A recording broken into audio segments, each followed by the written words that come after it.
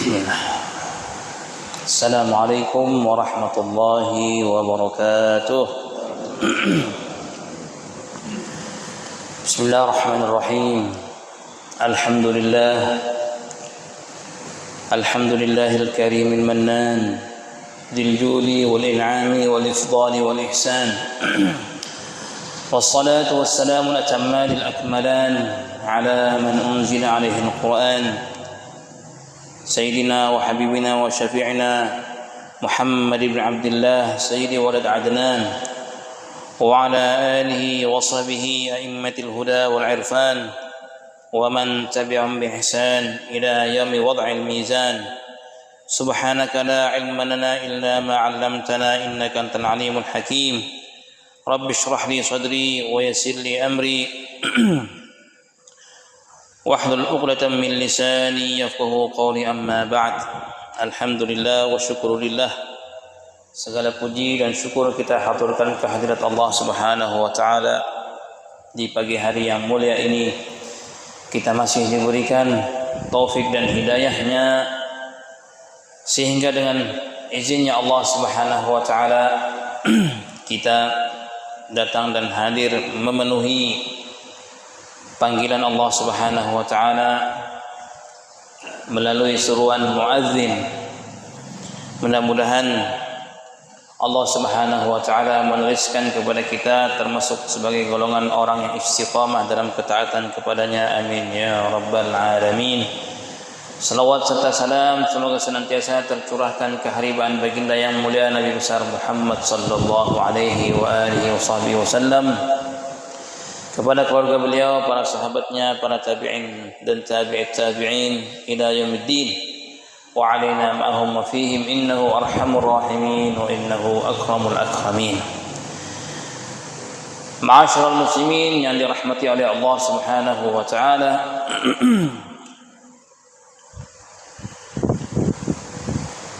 diriwayatkan dalam sebuah hadis yang telah disampaikan oleh baginda yang mulia alaihi salatu wassalam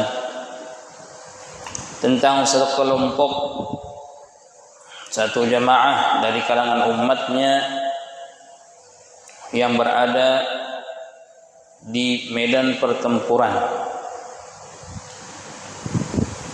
Kemudian dalam pertempuran tersebut terlambatlah nusrah, pertolongan Allah Subhanahu wa taala yang berupa kemenangan atas musuh-musuh Allah Subhanahu wa taala, sehingga berseluruh salah seorang ataupun sebagian kelompok dari mereka yang mengatakan, man minna ra'a Rasulullah, siapakah di antara kita yang telah melihat Rasulullah, yang telah memandang kepada Nabi sallallahu alaihi wasallam, yaitu sahabat. Maka diperiksalah dalam jamaah ataupun kelompoknya berperang tadi, dikumpulkanlah sisa-sisa dari sahabat yang pernah hidup di zaman Nabi sallallahu alaihi wasallam. Maka mereka pun diletakkan di saf pertama dalam pertempuran tersebut. Maka tidak lama nusrah dan pertolongan pun telah Allah berikan kepada mereka. Kemudian bertempurlah lagi sekelompok yang berikutnya, kata Rasulullah, terlambat lagi nusrah dari Allah Ta'ala terhadap golongan ataupun pasukan itu. Mereka pun bertanya, siapakah yang pernah melihat orang yang pernah melihat Rasulullah? Yaitu para tabi'in. Karena sahabat sudah inqaradu, habis, tidak ada tersisa salah satu pun, hanya ada para tabi'in. Maka dipanggillah para tabi'in tersebut, kemudian pun mereka diletakkan di garda terdepan, di saf pertama dalam pertempuran itu, sehingga tidak lama turunlah nusrah dan pertolongan dari Allah Subhanahu wa taala. Kemudian Nabi menceritakan lagi pasukan yang berikutnya memperjuangkan agama Islam, i'la'u kalimatillah, meninggikan dan menyanjung, mengangkat kalimatnya Allah, kalimat tauhid, bersaksi bahwa tiada Tuhan selain Allah dan Rasulullah adalah utusan Allah. Sedangkan di tengah-tengah pasukan tersebut sahabat sudah tidak ada, para tabi'in sudah tidak ada, masih ada sebagian kecil daripada tabi'ut tabi'in yang pernah melihat dan berkumpul dengan para tabi'in. Pertempuran mereka tidak kunjung datang nusrah dan pertolongan dari Allah, sehingga mereka mengikut jejak langkah orang terdahulu, bertanya siapakah orang yang pernah melihat orang yang melihat Rasulullah, yaitu tabi'in. Dikumpulkanlah mereka, diletakkan di saf bahagian pertama. Tidak lama datanglah nusrah dan pertolongan dari Allah Subhanahu wa taala. Para ahli hadis, para pensyarah hadis menanggapi dan mensyarahkan hadis yang telah diriwayatkan dalam beberapa sunan dan derajatnya adalah derajat yang sahih, menunjukkan suatu keberkahan, suatu sir rahasia perjumpaan ataupun terkaitnya suatu zaman dengan zaman yang paling mulia, yang paling berjaya di atas muka bumi ini, zaman kegemilangannya daripada Islam, yaitu di mana di dalamnya hidup baginda Rasulullah sallallahu alaihi wasallam, sehingga dengan keberkahan berkumpul bersama beliau, berkumpul orang yang berikutnya dengan orang yang berkumpul dengan Rasulullah, berkumpulnya orang dengan orang yang berkumpul yang telah berkumpul dengan orang yang berkumpul dengan Nabi sallallahu alaihi wasallam, maka keberkahan pertolongan telah diberikan oleh Allah Subhanahu wa taala. Dari sinilah dikutip hadis dari Rasulullah yang mengatakan khairul quruni qarni.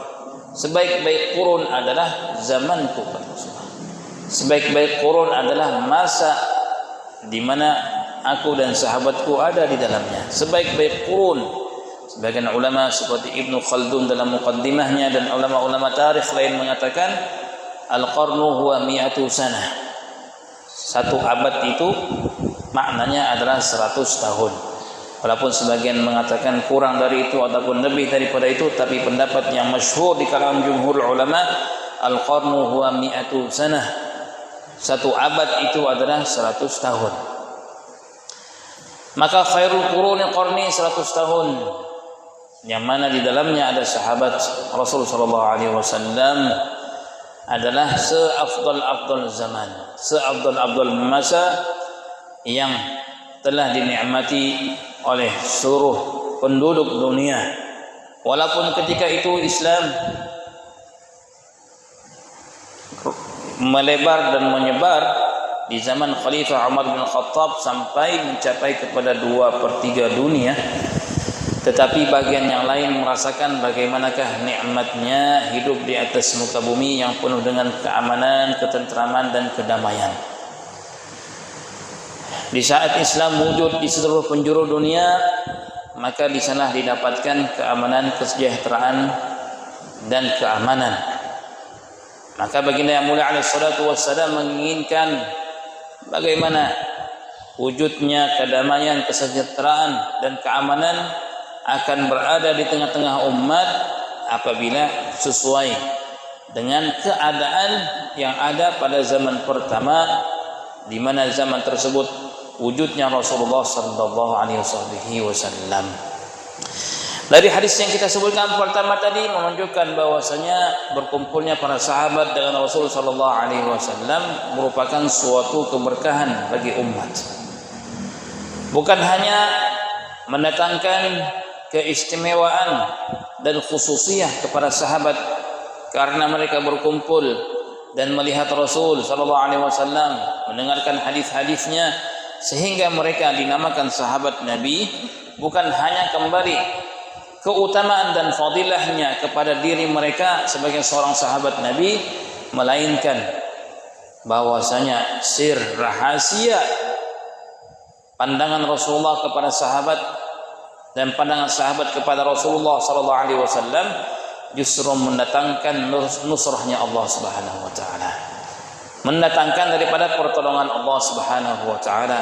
Begitu halnya lah juga dengan pandangan yang telah dipandang dengannya para tabi'in kepada sahabat dan sahabat memandang kepada para tabi'in mengandung makna yang besar, mengandung makna datangnya nusrahnya Allah, pertolongan daripada Allah Subhanahu wa taala. Begitu halnya juga dengan tabi'in yang mungkin terkadang persahabatan sahabat dengan Rasul, persahabatan tabi'in dengan sahabat, persahabatan tabi'in dengan para tabi'in merupakan sesuatu yang biasa. Berteman, hidup, bergaul dalam kehidupan, baik dalam pekerjaan, baik dalam ruang lingkup ibadah, bersama-sama salat, bersama-sama ngaji, bersama-sama mendengarkan khutbahnya, ternyata di dalamnya mengandung makna mengundangnya pertolongan Allah Subhanahu wa taala. Kalaulah bukan pandangan tersebut, maka orang yang hidup setelah sahabat tidaklah dinamakan sahabat sebagaimana sahabat Rasul sallallahu alaihi wasallam yang mendapatkan khususiyah melebihi dari golongan-golongan umat yang berikutnya. Ashabikan nujum, sahabat-sahabatku seperti bintang di langit, kata Rasulullah. Sahabat-sahabat kalaulah mereka bersedekah satu telapak tangan ataupun nasifahu, separuhnya, kata Rasulullah, itu tidak sama dengan sedekahnya kalian walaupun sebanyak bukit Uhud. Tidak akan sama. Karena apa? Karena orang yang hidup dengan beliau mendapatkan khususiyah yang mulia dan istimewa dari Nabi sallallahu alaihi wasallam. Walaupun orangnya sama seperti kita, makan dan minum, terkadang mungkin ibadahnya melebihi daripada kalangan sahabat. Berapa banyak kita membaca dalam tarikh bahwasanya orang-orang di zaman tabi'in, para tabi'in, amalan mereka terkadang melebihi daripada amalan sahabat Nabi sallallahu alaihi wasallam. Jumlah haji, umrah yang mereka kerjakan lebih banyak daripada jumlah haji dan juga umrah yang dikerjakan oleh baginda Nabi sallallahu alaihi wasallam. Keistimewaan sahabat adalah karena mereka berjumpa dengan Rasulullah. Sahabat yang menurut Ahlus Sunnah wal Jamaah orang yang telah berkumpul dengan Nabi dan beriman kepada beliau dan meninggal dalam keadaan beriman. Baik dia tidak melihat Rasul, yang penting dia telah dilihat oleh Rasul. Abdullah ibn Ummi Maktum, muazzinnya Rasulullah, seorang yang buta, tetapi dia adalah sahabat Rasul karena Rasul telah memandang kepadanya. Sebagian ulama tidak mensyaratkan orang tersebut mendengarkan hadis kepada Rasul, walaupun dia dilihat oleh Rasul, dialah sahabat Nabi. Yang penting dia beriman kepada Rasul dan juga meninggal dalam keadaan iman. Di sana ada karangan sahabat Nabi yang beriman kepada Rasulullah lantas meninggal dalam keadaan kafir, murtad, ibn Khotan. Nah, maka tidak dihitung sebagai sahabat. Ada sahabat Nabi yang beriman pada Rasulullah, kemudian murtad, kemudian beriman lagi, masih digolongkan sahabat Rasul sallallahu alaihi wasallam. Sir yang dimiliki oleh sahabat adalah berkumpulnya mereka dengan Rasulullah sallallahu alaihi wa alihi wa sahbihi wasallam. Allah fi ashabi, kata Rasulullah. Hati-hati kalian, takutlah pada Allah terhadap sahabat-sahabatku. Maka sungguh anehlah apabila ada pemahaman, ada keyakinan justru menjadikan suatu ibadah mendekatkan diri kepada Allah membenci sahabat, mengumpat dan mencela sahabat Rasul sallallahu alaihi wasallam dengan berbagai takwilan apapun, takwilan yang batil, mendekatkan diri kepada Allah dengan menghina sahabat, dengan mencela sahabat Rasul sallallahu alaihi wasallam, menghina ahlu bait Nabi sallallahu alaihi wasallam. Ini adalah suatu yang sangat bertentangan. Belum kita berbicara tentang dalil, masih berbicara dengan akal fikiran kita. Cukuplah, kata alim ulama, kalau engkau bertemu dengan Rasul sallallahu alaihi wasallam dan na'udzubillah engkau pernah menyakiti Nabi dengan mencela sahabatnya ataupun keturunannya, kelak hari kiamat hujjahnya dihadapkan kepada engkau. Siapa mereka itu? Sahabatnya Rasulullah. Siapa mereka itu? Zuriatnya Rasulullah. Jangan dilupakan sahabat Nabi, keluarga Nabi sallallahu alaihi wasallam. Memuliakan, mencintai mereka adalah suatu hal yang membawa dan menunjukkan ciri seseorang tersebut cinta kepada Rasul sallallahu alaihi wasallam. Bukankah di antara kaidah dan makna mencintai seseorang, mencintai sesuatu yang dekat dengannya? Disebutkan oleh Amrul Qais. Amrul Qais ini adalah seorang pecinta yang dikenal dengan Majnun Laila. Dia cinta berat kepada Laila, sampai diriwayatkan ketika dia melihat seekor anjing yang berwarna hitam masuk suatu ketika ke kemahnya Laila, masuk ke sana, kemudian keluar lagi. Ketika keluar anjing tersebut bercampurlah dengan anjing-anjing yang lainnya yang juga berwarna yang sama. Maka dia ingin melihat anjing yang telah masuk ke kemahnya Laila, anjing yang telah memandang wajahnya Laila. Akhirnya dia mencintai setiap anjing yang berbulu hitam, karena anjing tersebut pernah melihat Laila. Tidak tahu anjing yang mana tadi. Akhirnya dia memutuskan setiap anjing yang hitam mungkin dia pernah melihat sang kekasih, sang pujaan Laila. Akhirnya dia cinta Laila. Dia mengatakan dalam syairnya, amurru 'ala diyari Laila uqabbilu dal jidar wa dal jidara wa ma hubbu diyari syaghafna qalbi walakin hubbu man sakana diyar, katanya. Aku datang ke kampungnya Laila. Setiap penjuru-penjuru, lorong-lorong jalan indah itu kulewati, bahkan dinding-dinding rumah di kotanya yang di dalamnya ada Laila, itu semua ku cium, katanya. Bukan aku suka dan cinta kepada dinding-dinding rumah yang ada di kotanya Laila, walakin karena hatiku yang terkait kepada penghuninya itu, yaitu si Laila. Seperti itulah kalau kita mencintai Rasulullah, setiap yang berkaitan, yang berkenaan dengan Rasulullah, pasti kita akan mencintainya. Pasti kita akan mencintai sahabatnya, mencintai ahli keluarganya, mencintai para alim ulama yang telah membawa daripada bendera Islam dari zamannya beliau sampai kepada waktu kita hari ini. Merupakan suatu mustalzamat, hal yang melazimkan bagi setiap mukmin dalam meluahkan dan mendakwahkan cintanya terhadap Rasul sallallahu alaihi wasallam, mencintai setiap orang yang dekat dengan Rasul sallallahu alaihi wasallam. Dalam riwayat Nabi bersabda, aku meninggalkan kepada kalian dua perkara, kalau kalian berpegang dengan keduanya kalian tidak akan sesat selama-lamanya. Yang pertama, kitabullah wa sunnati, firman-Nya Allah dan sunnahku, kata Rasulullah. Dalam riwayat yang kedua, Nabi mengatakan kitabullah wa itratu ahli baiti, firman-Nya Allah dan segolongan daripada ahli bait, keluargaku, kata Rasulullah. Keluarganya Rasulullah, sahabat dengan keluarga Rasulullah menunjukkan bagi kepada umat bagaimana mahabbah dan hubungan baik di antara mereka, yang hari ini banyak orang yang ingin mencoba memisahkan antara kecintaan ahli bait dan juga sahabat Rasul. Seolah-olah cinta kepada ahli bait itu disampingkan, khusus cinta kepada sahabat juga disampingkan. Cinta ini harus benci ini, cinta ini benci yang ini.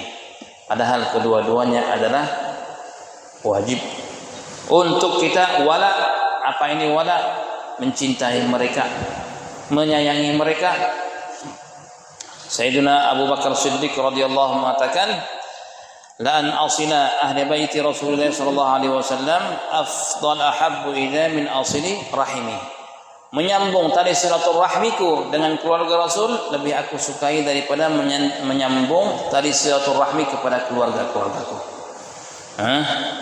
Silaturahmi kepada keluarga wajib, tetapi di pandangan Abu Bakar Siddiq, khalifahnya Rasulullah SAW, mengatakan di sana ada yang lebih afdal bagi diriku, lebih aku cintai menyambung tali persaudaraan dan menguat dan mengokohkannya dengan keluarga Rasulullah, lebih aku sukai. Sayyiduna Umar bin Khattab mengatakan, Islamnya pamannya Rasulullah, Hamzah ataupun Abbas, lebih aku sukai daripada Islamnya ayahku Khattab. Karena apa? Karena Islamnya Hamzah ataupun Abbas akan membuat senangnya Rasulullah, sedangkan Islamnya Khattab paling membuat aku senang, kata. Kesenangan Rasulullah lebih utama bagi diriku daripada kesenangan yang datang kepada diriku. Subhanallah. Ini kecintaan yang tidak tergambarkan, terbayangkan, hubungan erat dan baik antara para sahabat dan zuriat Nabi sallallahu alaihi wasallam sebagai suatu pelajaran dalam kehidupan kita, dalam memahami syariat, dalam menjalankan syariat agama, dalam mencintai yang sepatutnya kita cintai, dalam memuliakan setiap sesuatu yang dimuliakan, haruslah berada dalam garis syariat. Sehingga seseorang tidak salah dalam mencintai, tidak salah dalam membenci. Yang dibenci adalah sesuatu yang dibenci Allah dan Rasulnya, yang dicintai adalah sesuatu yang dicintai oleh Allah dan Rasulnya. Subhanallah. Begitu gembiranya Nabi mengatakan dan meluahkan kegembiraannya setelah mendengar Sayyidina Sa'ad bin Mu'adz dari kalangan Ansar yang ketika itu menyatakan kecintaan mereka kepada Rasulullah ketika ingin berangkat ke peperangan Badar, yang tidak disangka akan terjadi peperangan sehingga jumlahnya hanya sedikit, 313 ataupun 14 ataupun 315 menurut riwayat-riwayat yang berbeda, sedangkan pasukan 3 kali lipat. Dalam riwayat 950, dalam riwayat yang lain 1000 orang. 3 kali lipat musuhnya. Nabi menunggu. Asyiru ilayyal qaum, wahai kaumku sekalian, wahai sahabat-sahabatku, kasih usulan, kasih pandangan. Berangkat enggak kita ini? Sedangkan kafilahnya Abu Sufyan sudah berlalu. Menjadi masuk tujuan utama kita merampas daripada hasil perdagangan mereka, sedangkan mereka sudah berlalu. Quraisy telah datang dengan kesombongannya. Kita lanjutkan, tidak lanjut ini. Dari kalangan muhajirin mengatakan lanjut ya Rasulullah. Abu Bakar, Umar mengatakan lanjut. Nabi masih tanya lagi. Akhirnya berdirilah Sa'ad bin Mu'adz. Allah, pemuda saja. Yang mana meninggalnya, kata Rasulullah, ihtazzal arsyu li mauti Sa'ad. Arasnya Allah bergoyang, bergetar karena meninggalnya Sa'ad bin Mu'adz. Dia berpidato, ya Rasulullah, ka'annaka ta'nina, seolah-olah engkau ya Rasulullah itu menunggu jawaban kami. Nabi pun tersenyum. Berdirilah dia dengan khutbahnya, ya Rasulullah, sambunglah tali silaturahmi yang engkau ingin sambung, putuskan tali silaturahmi yang engkau inginkan putus. Kami akan bersamamu ya Rasulullah. Ya Rasulullah, kemanapun engkau membawa kami, sampai tempat Habasyah. Habasyah itu sekarang Ethiopia. Kalau engkau menginginkan kami mengarungi lautan, menyeberang Laut Merah sampai ke Habasyah, tidak satu orang pun Ansar akan tertinggal, akan ikut bersama ya Rasulullah. Subhanallah. Ketika melihat pidato tegas dari Sayyidina Sa'ad, Nabi pun tersenyum. Kalau tersenyum Nabi, kata sahabat, wajahnya seperti bulan purnama. Indah, begitu indahnya. Kaqit'ati qamar, seolah-olah sepotong daripada bulan. Allahu Akbar. Kecintaan yang tidak bisa dibayangkan dari sahabat, tidak memikirkan apapun di belakang mereka, hubungan dengan itu, hubungan dengan ini, yang penting Rasulullah ridha. Dan mereka mengetahui dan sangat memahami keridhaan Rasulullah bukan hanya keridhaan karena sesuatu di baliknya. Mau dapat harta, mau dapat uang, mau dapat kedudukan, mau dapat nama, bukan. Mereka mengetahui bahwasanya ridhonya Rasulullah mendatangkan ridhonya Allah. Tidak ada embel-embel, tidak ada keduniaan yang diharapkan oleh sahabat ketika mereka ingin mengembirakan Rasulullah, ingin menyenangkan Rasulullah, karena mereka tahu gembiranya Rasulullah adalah ridhonya Allah. Karena mereka tahu senangnya Rasulullah adalah ampunan maghfirah daripadanya Allah Subhanahu wa taala. Sehingga layaklah mereka hidup di zaman Rasulullah, layaklah mereka untuk bersama Nabi sallallahu alaihi wasallam. Sehingga sering kita mengatakan, ada seorang murid bilang kepada gurunya, oh enaknya lah sahabat dulu hidup dengan Rasulullah, sholat dengan Nabi, mendengarkan hadis Nabi, pengajian-pengajian dengan Nabi, berjuang dengan Nabi. Kata gurunya, cukup engkau itu syukur menjadi umat Nabi itu, cukup syukur walaupun dah hidup di zaman Nabi itu. Berani tak engkau menjamin kalau hidup di zaman Rasul kau jadi sahabat Nabi, atau justru kau jadi seperti Abu Lahab, atau seperti Abu Jahal, ataupun seperti jadi munafik?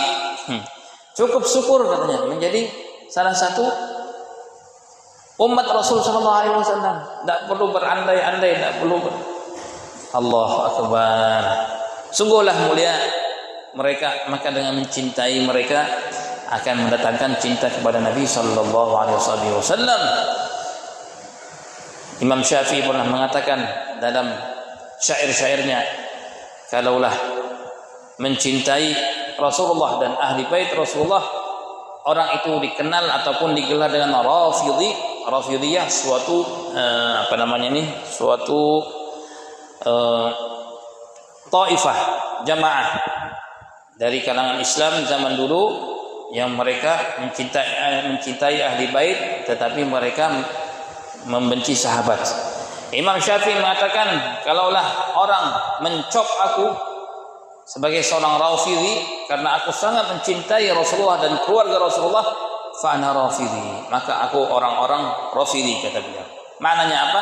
Begitu cintanya beliau kepada Rasulullah dan ahli bait. Dan subhanallah, ada dikarang oleh beberapa alim ulama bahwasanya sepanjang zaman, sepanjang kurun Islam, tidaklah didapati seorang alim, seorang soleh yang Allah Ta'ala jadikan ilmunya manfaat untuk umat Rasulullah, melainkan orang alim tersebut cinta kepada Rasulullah dan sahabat Nabi dan ahli bait Nabi.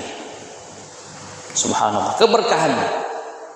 Tidak ada seorang alim sepanjang zaman pun, dari kalangan sahabat, kalangan tabi'in, tabi'in sampai hari ini. Lihat saja, di mana di sana ada alim ulama yang ilmunya manfaat, dicintai orang, disukai orang, bukunya tersebar di mana-mana dan diakui oleh orang, melainkan dia seorang yang muhib, orang yang cinta, mencintai Rasulullah, keluarganya dan sahabatnya.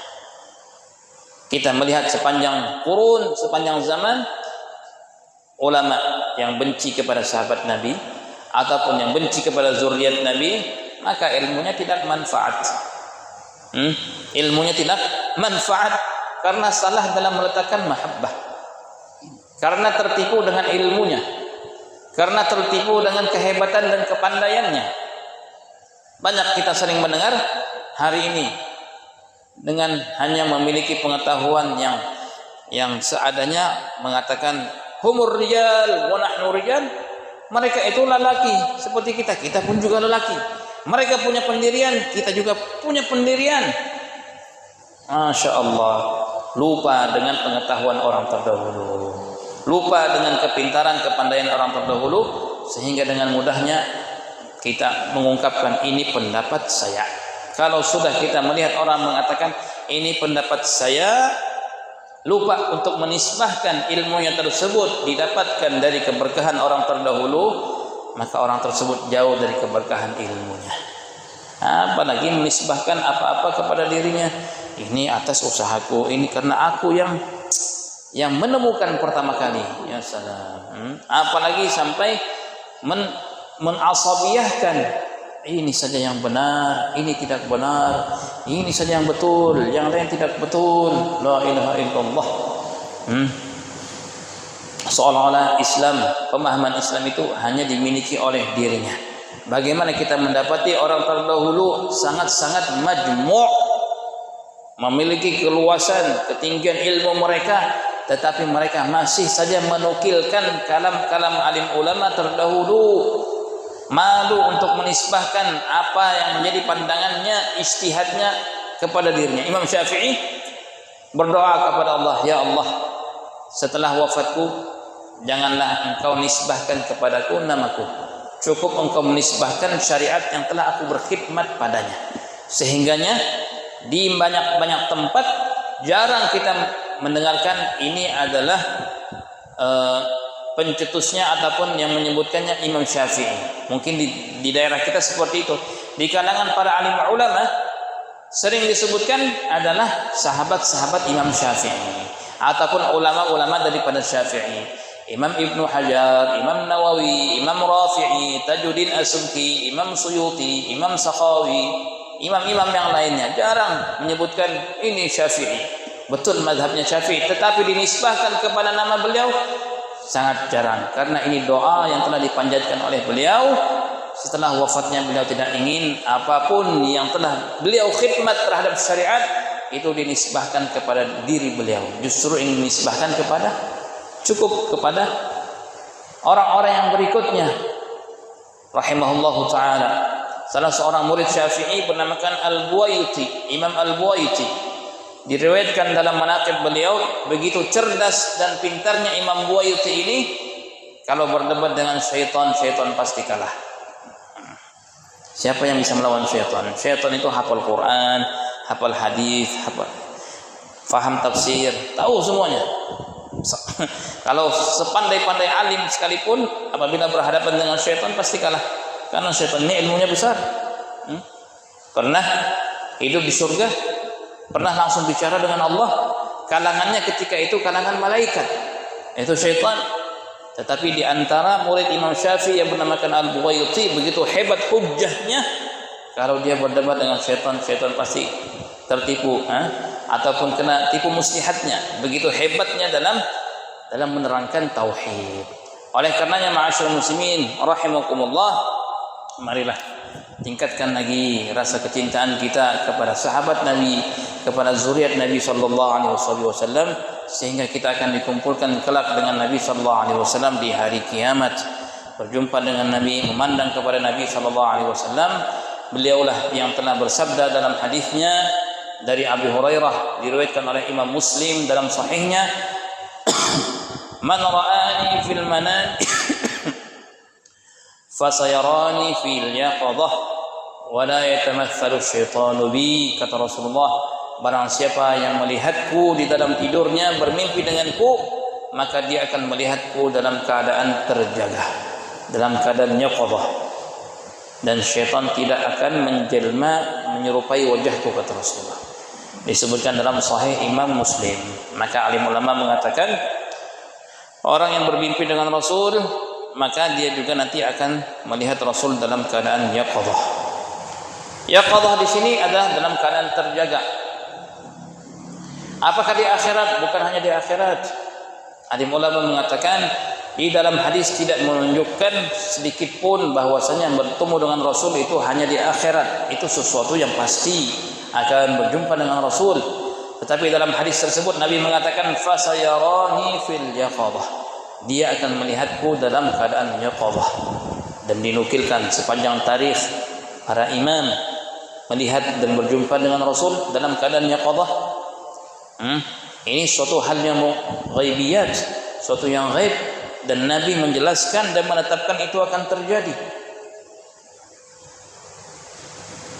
Maka ajiblah apabila seseorang mengingkari bolehnya Rasulullah itu dilihat dalam keadaan terjaga, sebagaimana bolehnya kita melihat Nabi dalam keadaan tidur. Para ahli hadis dan ahli sunnah wal jamaah mengatakan tidak wujud di sana dalil yang mengatakan tidak boleh terjadinya melihat Rasul di luar tidur dalam keadaan yaqadhah. Tidak ada dalil yang sharih, yang terang, yang melarang ataupun mengatakan hal tersebut tidak boleh terjadi. Selama dalil yang melarang itu tidak ada, maka uhtumila, maka mungkinlah dan terjadilah memandang Nabi sallallahu alaihi wasallam dalam keadaan yaqadhah. Bukankah para nabi dan rasul telah salat dengan Nabi di Baitul Maqdis ketika Isra Mi'raj? Para nabi dan rasul telah pindah ke alam barzakh. Telah pindah ke alam barzakh. Ribuan tahun sudah meninggal dunia, tetapi mereka dilihat oleh Nabi dalam keadaan yang nyata. Salat di belakang Nabi. Siapa yang memungkiri hadis Isra dan Mi'raj? Salat di belakang Nabi. Bahkan bukan salat, sebagian dari mereka ketemu lagi dengan Rasul di langit pertama dengan Adam, di langit kedua, ketiga, berikutnya sampai 7 tingkat langit, ketemu dengan Sayyiduna Musa, ketemu dengan Sayyiduna Ibrahim. ketemu dengan Isa sallallahu alaihi wasallam. Bukankah mereka sudah pindah ke alam barzakh? Bukankah Rasulullah sudah pindah ke alam barzakh? Sekarang ini lantas orang melihat Rasulullah dalam keadaan nyata tidak mungkin, ini khurafat, ini mustahil, ini tidak masuk akal. Jangan kita mengukur syariat dengan akal kita yang dangkal ataupun dengan logik. La ilaha illallah. Hari ini orang kalau tidak masuk akal tidak diterima. Sedangkan perkara yang pertama menjadikan ciri orang bertakwa dalam Al-Quran, hudan lil muttaqin alladzina yu'minuna bil ghaib, beriman kepada yang gaib, beriman kepada yang gaib. Tanda seorang yang bertakwa pertama beriman kepada yang gaib. Hari ini kalau tidak nyata, tidak logik, tidak diterima, tidak masuk akal. Seolah-olah syariat itu harus masuk akal dulu baru diterima. Kata Sayyidina Ali bin Abi Thalib, kalaulah agama itu dengan akal, ya, dilandasi dengan akal, maka mengusap khuf ketika berwudu itu bawah lebih afdal dari atas, ya. Karena kalau kita pakai khuf, ya, supaya kalau dingin kan kadang-kadang pakai khuf seperti kaos kaki. Kaos kaki tidak cukup jadi khuf, harus sesuatu yang keras, yang anti air, tidak tembus air. Beliau mengatakan kalau dalam syariat khuf itu mengusapnya di bagian mana? Bagian atas. Beliau mengatakan kalau mengikut akal, khuf ini kan berjalannya seperti ini, kenapa tidak yang di bawah? Kenapa tidak yang di bawah? Justru ulama memandang kalau menyapu bagian bawah tidak sah. Kenapa? Karena seperti inilah ajaran Rasulullah. Seperti itulah yang dilihat sahabat Rasulullah SAW. Kalau agama itu pakai akal, maka cukup bawah, kenapa atas? Sedangkan kita berjalan itu yang bawah. Kata beliau, supaya diketahui oleh umat bahwasanya agama itu bukan dengan akal. Akal wujud betul, dan Islam sama sekali tidak merendahkan yang namanya akal, bahkan menjunjung tinggi, bahkan mensyukuri Allah dengan wujudnya akal. Wujudnya akal, kata ahli ulama, adalah menguatkan dalil, menguatkan naql. Itu wujudnya akal. Jangan sampai apabila berbeda berselisih antara akal dengan naql, diutamakan akal. Nah, ini sesuatu yang salah. Akal senantiasa mengikut kepada naql, yaitu khabar dan riwayat yang dikenal dengan nas Al-Quran, firman Allah, dan juga sabda-sabda baginda yang mulia sallallahu alaihi wa alihi wasallam.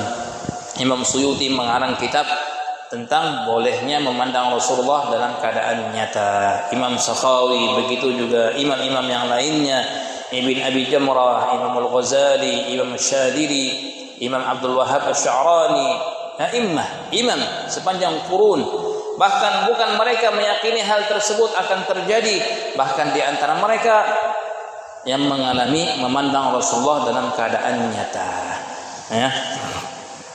Dan juga para alim ulama mengatakan ini sedikit pun tidak berkaitan dengan hal yang membuat seorang murtad ataupun tidak murtad, ataupun dia keluar dari akidah yang benar atau berada dalam akidah yang benar. Kalau orang memandang Rasulullah, melihat Rasulullah dalam keadaan nyata, apakah kita dikatakan dia orang yang bid'ah, orang yang tidak benar dalam akidahnya? Bukan sesuatu menjadi problem yang besar. Terkadang orang melihat, nah itu tidak boleh, itu khurafat. Apalagi sekarang di musim Maulid, kalau Maulid berdiri, kenapa berdiri? Katanya roh Nabi datang, ya, seperti itu ya. Roh Nabi datang, orang berdiri beribadah, membaca salawat kepada Nabi SAW, bersalawat, baik mereka menghadirkan rohnya Rasul ataupun tidak, tapi mereka bersalawat dan berzikir dalam keadaan berdiri. Bukankah Allah mengatakan alladzina yadhkurunallaha qiyaman wa qu'udan wa 'ala junubihim, berzikir pada Allah dalam keadaan duduk, dalam keadaan berdiri, dalam keadaan berbaring. Tapi kan tidak pernah dikerjakan oleh Rasul. Kalau orang naik motor berzikir, bersalawat, kita mengatakan tidak boleh, diam aja Pak. Sudah diam saja sampai kantor, tidak usah berzikir, tidak usah bersalawat. Karena itu Nabi tidak pernah seperti itu. Masya Allah, orang mau baca Quran, berzikir, bersalawat, naik motor. Itu kita mengatakan boleh. Kalau orang perayaan Maulid berdiri mengagungkan Rasul, bersalawat pada Rasul, tidak boleh. Tidak ada contohnya. Yang itu juga tidak ada contohnya. Kenapa dibedakan? Kenapa dibedakan? Sebelum kita berbicara apakah makna sesungguhnya tentang bid'ah itu ataupun sunnah yang sebenarnya, Sayyidina Hasan bin Thabit ketika melihat Rasulullah datang, sahabat-sahabat yang lain lagi duduk, beliau mengatakan, qiyami lil azizi alayya fardun, wajib bagiku, kata Hasan bin Thabit, berdiri untuk menyambut kekasihku yang mulia Rasulullah. Kemudian beliau mengatakan, ajibtu liman yara hadzal jamal, aku merasa takjub, merasa heran orang yang melihat indahnya wajahnya Rasulullah lantas tidak berdiri untuk mengagungkan Nabi sallallahu alaihi wasallam. Walaupun beliau bersabda dalam hadisnya, aku tidak ingin kalian berdiri apabila aku datang. Aku tidak ingin merasa dimuliakan dan lebih tinggi daripada kalian. Betul, itu saran Rasul sallallahu alaihi wasallam. Tapi sahabat memahami bagaimana kecintaan kepada Rasulullah membawa mereka untuk mentazim Rasulullah SAW, berdiri mereka. Dan Nabi tidak pernah dalam riwayat manapun apabila beliau datang sahabat berdiri, Nabi mengatakan sudah tidak boleh bid'ah ini, tidak boleh, duduk aja. Ini mengagungkan selain Allah. Tidak. Nabi SAW ketika didatangi oleh Sayyidina Addas, sekembalinya dari peperangan dari Taif berdakwah, dibawakan oleh Addas seorang khadam satu piring inap anggur, dimakan oleh Nabi. Bismillahirrahmanirrahim. Addas takjub, ini kata-kata bismillah ini orang di sini tidak pernah mengucapkannya. Siapa engkau sebenarnya, kata Addas. Nabi mengatakan, sebelum Nabi menjawab, Nabi bertanya, siapa namamu wahai pemuda? Addas. Dari mana Addas? Dari Ninawa. Nabi mengatakan, oh dari Ninawa, suatu kampung Yunus bin Matta. Addas lagi ta'ajub, dari mana engkau tahu Yunus bin Matta? Nabi mengatakan, dia itu adalah Nabi dan aku saudaranya, aku juga Nabi. Begitu terkejutnya Addas bahwa di hadapannya adalah seorang Nabi sebagaimana Yunus bin Matta, seorang Nabi di kampungnya. Lantas dia mencium kakinya Rasulullah, ya, mencium lututnya Rasulullah. Seperti ini diriwayatkan dalam kitab sirah. Sedikit pun Nabi tidak melarang hal yang demikian. Ya, terkadang kalau ada orang cium tangan kepada orang tuanya, cium kakinya, ini bukan menyembah, ini memuliakan. Ini bukan menyembah, ini memuliakan. Kalau hal tersebut tidak boleh, maka dari awal Nabi melarang Addas melakukan itu. Anda mengatakan khususiyahnya Nabi, mana bukti itu khususiyah Nabi? Apakah Nabi melarang untuk melakukan yang demikian?